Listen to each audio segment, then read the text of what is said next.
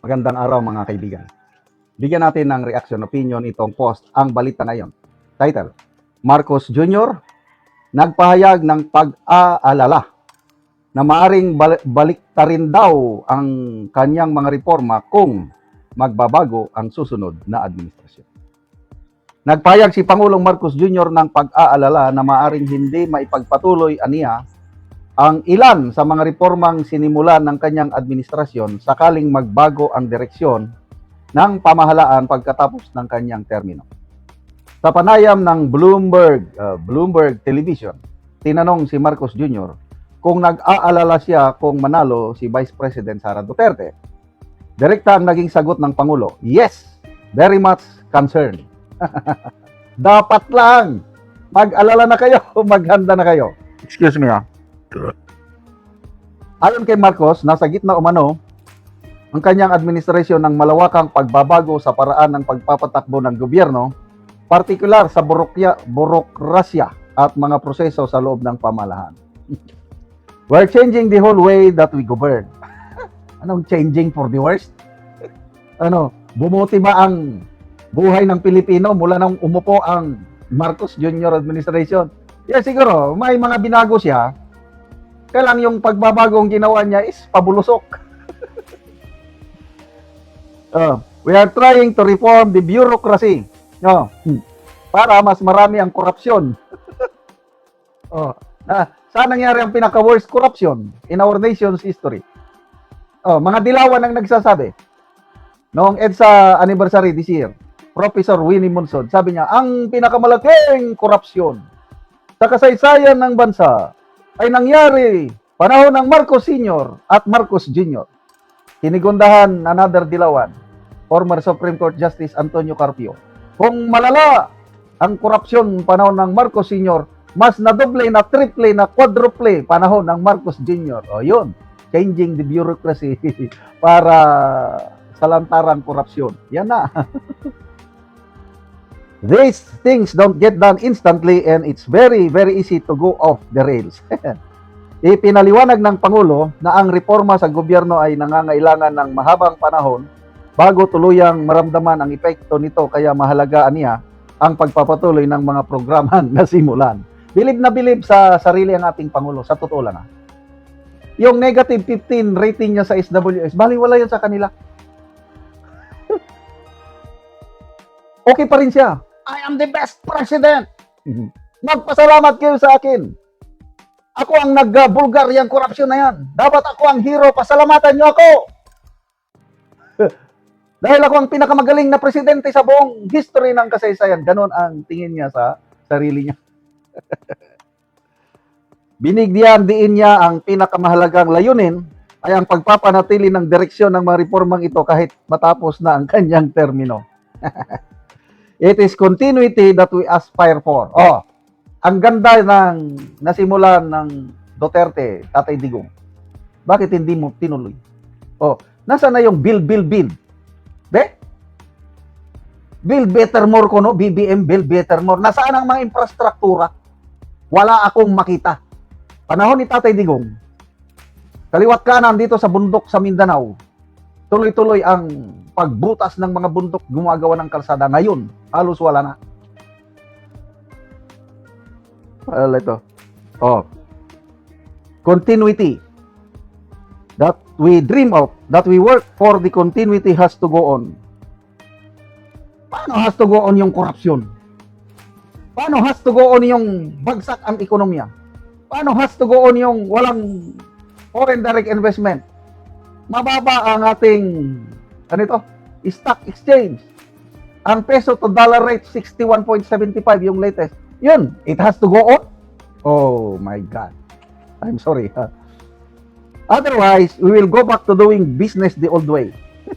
Lumabas ang payag nito habang patuloy ang usapin tungkol sa posibleng direksyon ng bansa sa 2028, lalo na sa gitna ng lumalalim na hidwaan sa pagitan ng kampo ni na Pangulong Marcos Jr. at Vice President Sara Duterte. Dapat lang mangamba kayo, mag-alala kayo. Ayok magdilang anghel si Congressman Edgar Erese. Sabi niya, kapag manalo si VP Sara sa 2028, dalawang senaryo lang mangyari sa Marcos Jr. at kanyang mga aliado. Either mabulok sila sa kulungan or mag-exile ulit sila.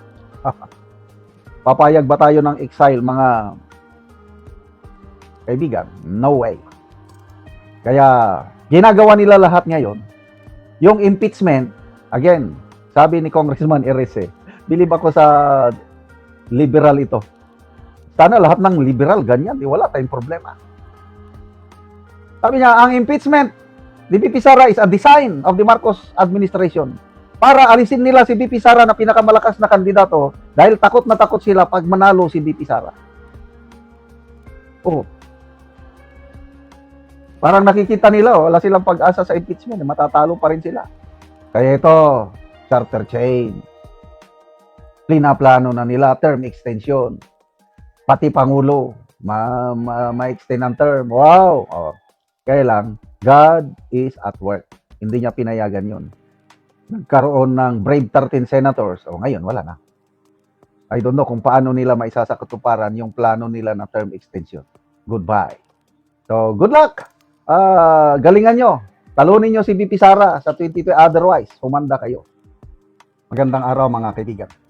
Bigyan natin ng opinion, reaction itong video posted by SMNI News Online. Title, SK Cayetano, ikinagulak ang illegal na reaksyon ni Senator Soto. Tungkol ito sa Blue Ribbon hearing na gaganapin sa June 4. Illegal daw, sabi ni SP Soto. Parang ayaw niya talagang matuloy ang investigasyon. O, pakinggan natin ang Senate President. Nagulat lang po ako na sa lahat ng pwedeng maging reaction ni Senator Tito sa ex-illegal.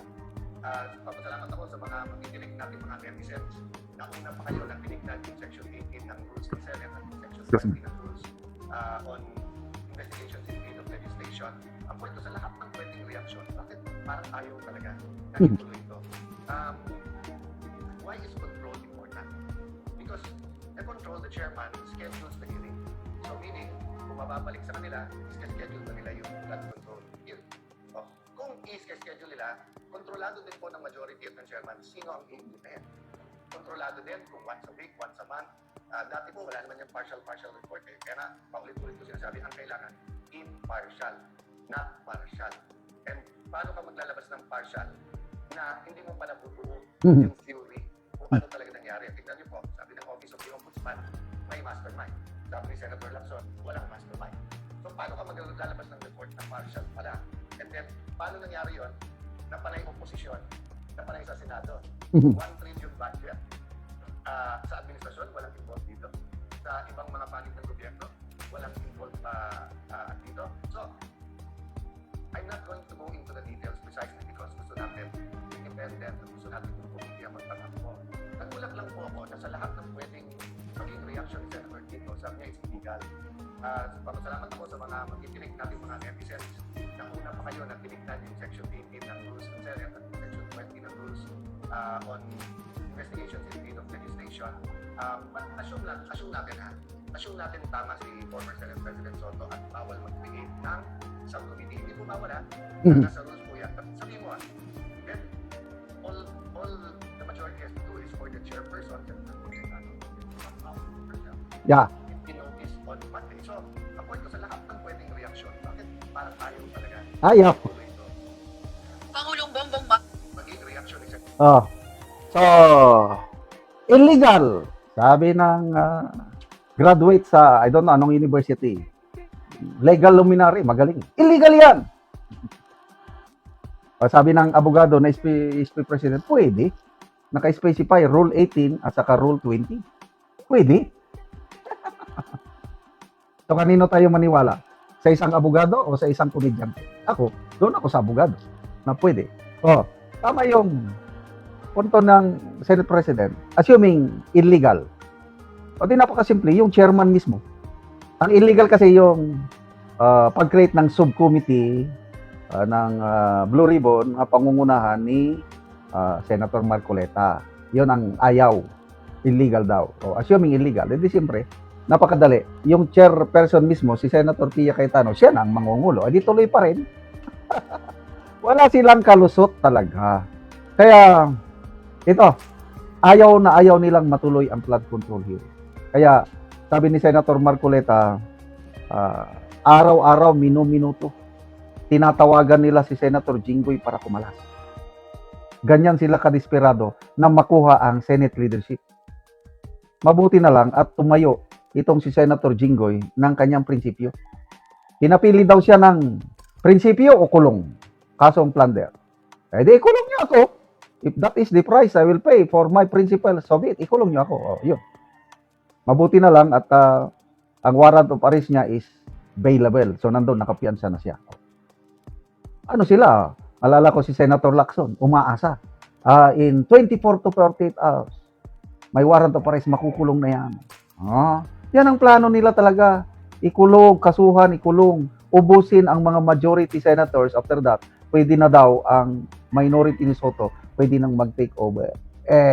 Paano ngayon? Wala kayong natakot. Tumindig ang Brave 13. Paano nyo makontrol ang majority? Paano talaga? Kaya, kinakabahan na.